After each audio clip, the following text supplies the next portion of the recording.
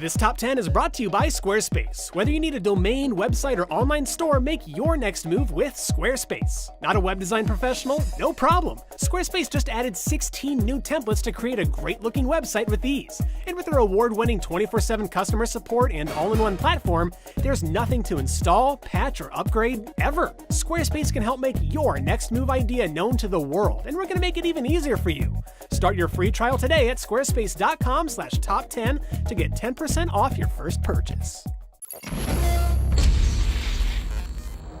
We have talked about Ninja quite a bit here at Screw Attack, including in other top 10s, but you know what? Ninja will never not be cool. So that's why we're looking beyond just video games to find the coolest ninja ever created. So hey, I'm Nervous Nick for Screw Attack's Top 10 Ninja.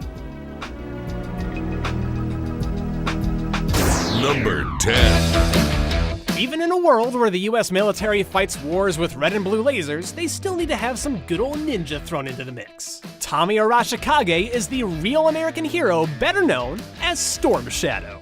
Truth be told, he's also kind of a real American traitor, because he sort of played for both teams here, but that hasn't stopped him from being arguably the most recognizable ninja in G.I. Joe. And that's not a knock on his brother Snake Eyes, but more of a plus for Storm Shadow himself. I mean, how many ninja can you name who dress in all white? Tommy, how are you gonna blend into the shadows of that? I don't see any white shadows around here, do you? I don't think those exist. But hey, he somehow makes it work. Storm Shadow is also a proficient archer who can shoot you even if he can't see you. It's all thanks to this ability of his literally called the Ear That Sees, which lets him pick up where you are just by hearing your heartbeat. Hide all you want to, but I think you're gonna have a tough time turning your heart off. Number 9. What if I told you that there's more to X-Men's Definitive Ninja than you might think? Everybody knows Betsy Braddock, aka Psylocke, for her psychic powers in the color purple. But to cut a super long story super short, she's also kind of two people mixed together thanks to this Freaky Friday style body swapping scenario.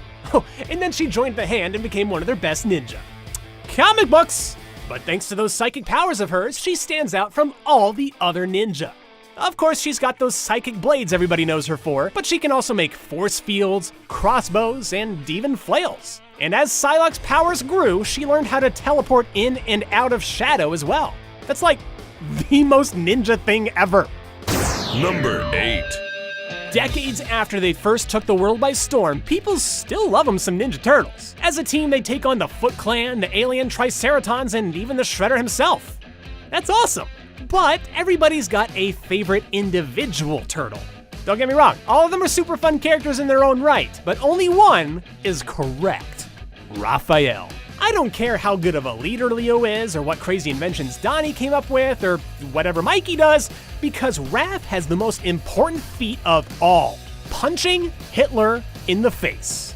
You know how many Hitlers the other turtles punched in the face? 0. You know how many other ninja even had the chance to punch Hitler in the face? Probably also 0. But Raph punched one entire Hitler in the face. I rest my case.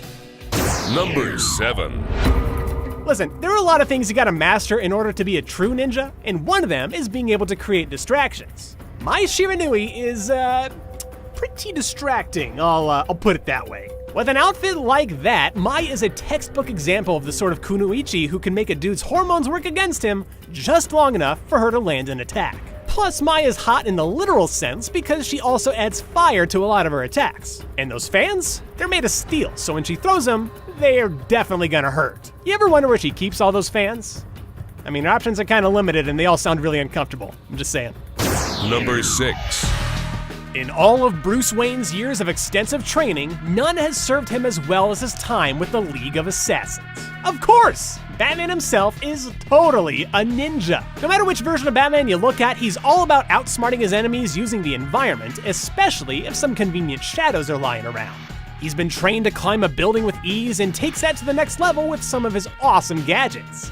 Gadgets like his spiked gauntlets, the smoke pellets, and the grapnel gun, all of which have roots in traditional ninja weaponry. Short of flat out killing his enemies, I don't know if Batman could be any more ninja. For starters, maybe he could stop smiling so much. Like, come on, Batman, it's not a happy world out there. Number 5. Mortal Kombat gave the world some of its most famous ninja in gaming, but you know, it's gotta come down to the classic debate: Scorpion or Sub-Zero? It's a tough call. It's like a really, really tough call. But today feels kind of like a Scorpion day. Hanzo Hasashi went through all kinds of traumatic crap before becoming the legendary Scorpion. And like most ninja, he uses all kinds of martial arts and weapons, but he's obviously best known for that rope dart. Charming, but he's also an undead wraith from hell, and that's what really makes him so fearsome. It basically lets him teleport, incinerate you with fire, or even just take you straight to hell. It's stuff like that that lets Scorpion defeat sorcerers, cyborgs, and even, yes, the original Sub-Zero.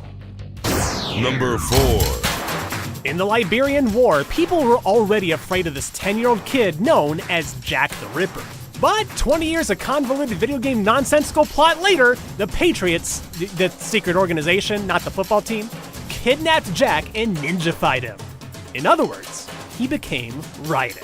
Raiden's whole dang skeleton was replaced with a crazy cybernetic one that lets him outrun bullet trains, lift and throw enormous mechs, and do this.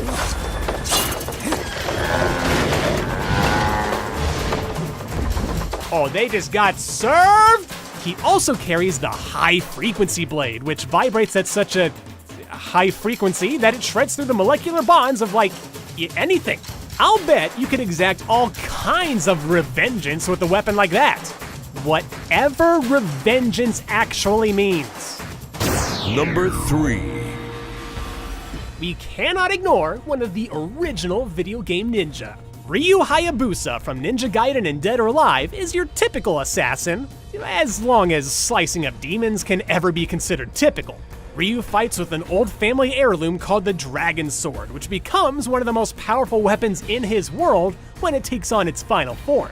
But that sword's not the only thing that Ryu's packing. He's also got all kinds of ninja magic that lets him like tornado away and stuff. You know, just in case. So when he's not chopping up bullets and dodging demons, he can always summon a dragon to back him up. Ryu Hayabusa is definitely not the sneakiest ninja out there, but good God, he's definitely one of the flashiest. Number 2. I'm pretty skeptical of any mercenary program that's willing to accept orphaned kids, but at least when a boy named Hiryu joined the Strider program, he became one of the absolute coolest ninja ever. Like pretty much any ninja worthy of being on this list, he exceeded everyone's expectations and became the youngest student to ever reach the rank of Special A-Class Strider. Basically, that means he's an unstoppable cyborg ninja. Of course, being a Cyber Ninja School graduate gets you the best gear, like the plasma-shooting light swords called Ciphers. It's like a ninja sword that leaves a trail of death behind it. And just listen to that sound when you swing it. Ching, ching, ching, ching. I love it. Don't put that in. If you put that in, editor, I swear. And then there's Strider's Vajra teleport devices, armies of robot animals, and the best accessory of all, a laser scarf. People, do you see how awesome that scarf is? I want it! It's number 1. There are few ninja whom we've watched grow from a sweet little rascal to full-blown monster, but Sasuke Uchiha from Naruto is definitely the exception. Now calm down, there is a reason we're picking Sasuke over the anime's namesake. Naruto may be like stupidly powerful and all, but as he grows in strength, that basically means he can make even bigger explosions. At least with Sasuke, he's also a ridiculously strong warrior, but he keeps a bit closer to that whole ninja theme. Anyway, Sasuke is a cold, vengeful ninja who's constantly building up his skills to keep pace with Naruto. Skills like Chidori, which can basically punch through a hurricane, or Rinnegan and the Six Paths technique, which grant its user godlike powers, like summoning the King of Hell. It's moments like this where you look back and you're like, man, this show about ninja got out of control. It's like here he is early on chilling out with an anaconda, and here's Sasuke with a suit of chakra named after the Japanese god of storms. Like, what happened? And curveball, here he is looking like David Bowie from Labyrinth with giant hands for wings. But seriously, what makes Sasuke number 1 for us is that he's absurdly powerful like so many others, but at his core, he never strayed from his ninja way. For a secret number 11, here's another gaming ninja from yesteryear, Joe Masashi from Shinobi. Listen, lots of ninja on this list have fought all kinds of ridiculous stuff. But in The Revenge of Shinobi, Joe fought parodies of Rambo, The Terminator, Spider-Man, Batman, and Godzilla. All in one game!